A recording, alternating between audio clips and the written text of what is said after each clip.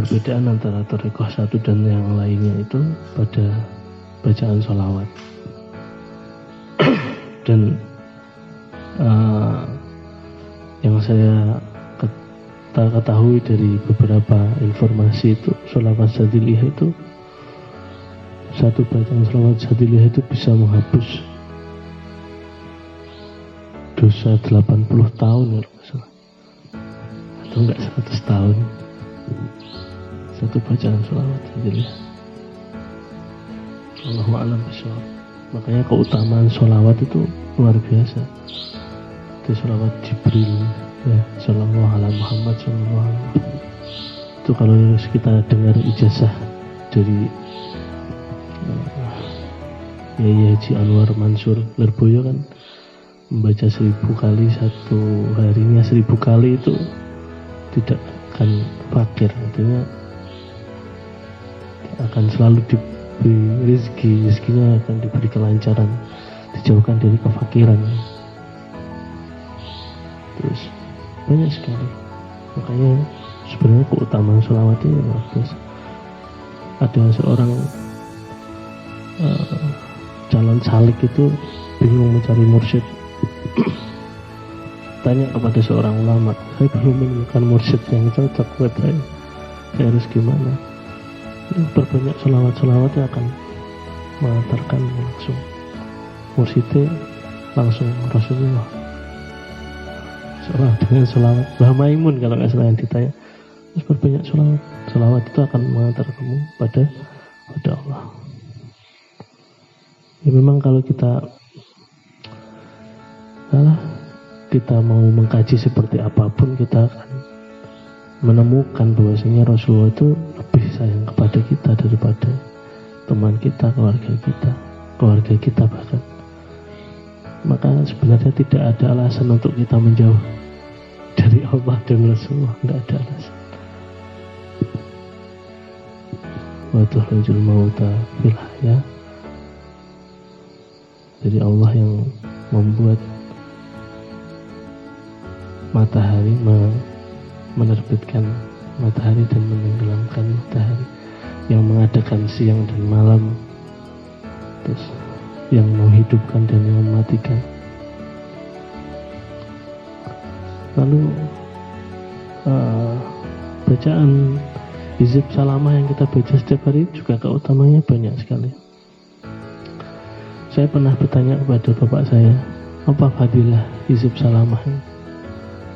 Jika orang membacanya di waktu pagi hari, dia tidak akan mati sampai petang, sampai terbenamnya matahari. Jika dia membacanya di sore hari, dia tidak akan mati sampai besok pagi. Berarti tidak bisa mati, Pak. Kalau Allah menghendaki dia mati, dia tidak akan mengucapkan, membaca hizib itu. Buat tiga lali, buat tiga nggak bisa omong. Luar biasa keutamanya.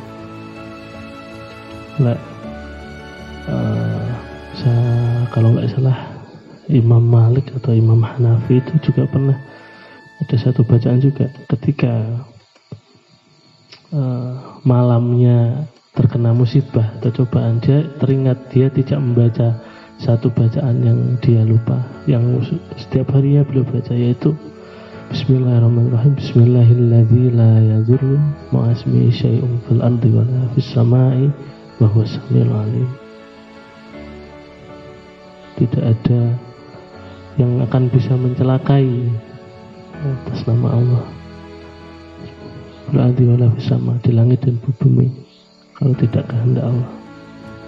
Biasanya kalau di zikirnya pagi dan malam, zikir yang sunnah itu di dalam hadis itu 7 kali, pagi dan petang. Allah ini tahu rahasia sirnya, apa yang dimau oleh Allah, apa yang dikehendaki Allah. Jadi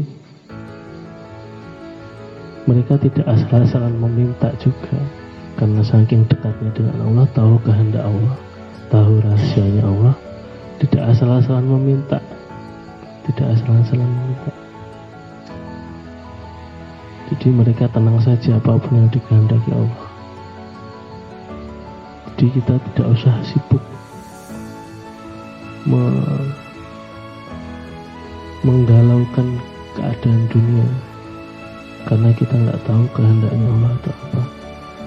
Yang kita tahu adalah semua kehendak Allah itu pasti indah.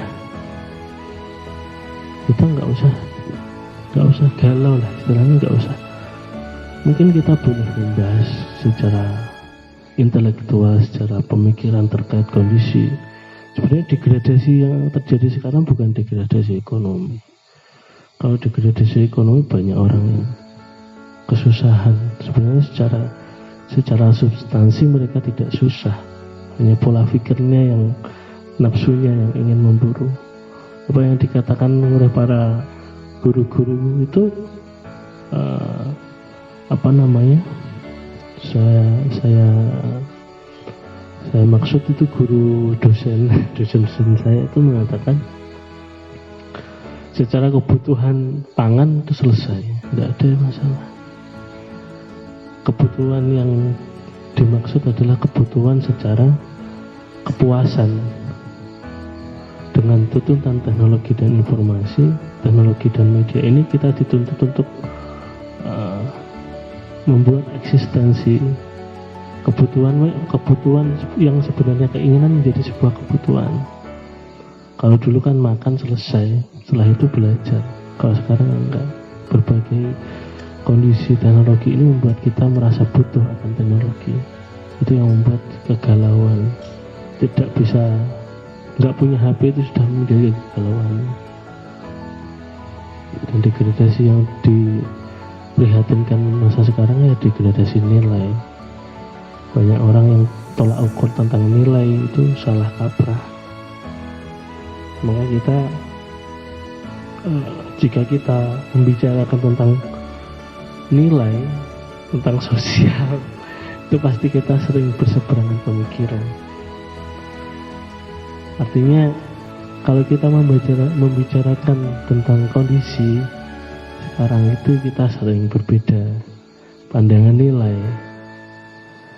Tinggal kita tolak ukurnya apa.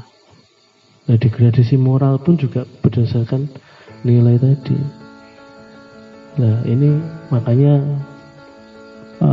wacana tentang tasawuf ini sering diwacanakan, itu sering dibahas karena tasawuf ini kan membahas tentang sisi rohani, tentang sisi-sisi bagaimana tolak ukur nilai yang didasarkan pada agama.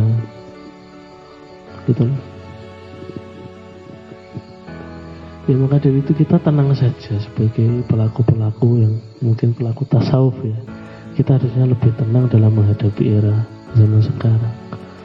Tidak usah terburu-buru dalam menilai, tidak usah terburu-buru dalam mengintrospeksi diri. Pokoknya kita belajar semaksimal mungkin. Tidak usah terlalu menuntut diri untuk menjadi seperti apa, tapi bagaimana kita bisa memberikan kemanfaatan seperti apa saja. Gitu. Jadi ya yang penting belajar. Maksud saya santai saja, maksudnya santai ya, tanam santai. Yang penting kita belajar, gak usah terlalu mengomentari tentang kehidupan. Karena kita nggak tahu kehendak Tuhan. Kita berdoa, nggak ada tolak ukur salah dan benar sekarang. Sangat samar untuk menilai. Yang terpenting kita punya pengetahuan dan kita memanage segala sesuatu agar kita semakin baik saja, itu sudah cukup. Kalau kita masih punya keburukan, introspeksi terus punya keburukan di dalam diri kita benahi dulu keburukan itu. Ada satu orang yang ahli maksiat bertanya kepada satu ulama, apakah saya bisa seperti Anda? Ulamanya menjawab, bisa. Kalau Allah ingin membalikkanmu ke jadi orang baik, dengan sekejap aja bisa. Nah, dari situ ulamanya menangis. berarti aku mau apik sing ketok apik ini bisa dengan mudah juga dibolak-balikan oleh Allah Subhanahu wa taala. Dia menangis wedi sama ayat tiga dengan mudah karena Allah memberikan itu. Jadi santai saja, maksudnya tidak usah terlalu putus asa dari rahmat Allah. Iso dibolak-balik seperti itu. Dan bagi saya, kalian sudah mau untuk sudah mau belajar itu sudah mulia kalau menurut saya.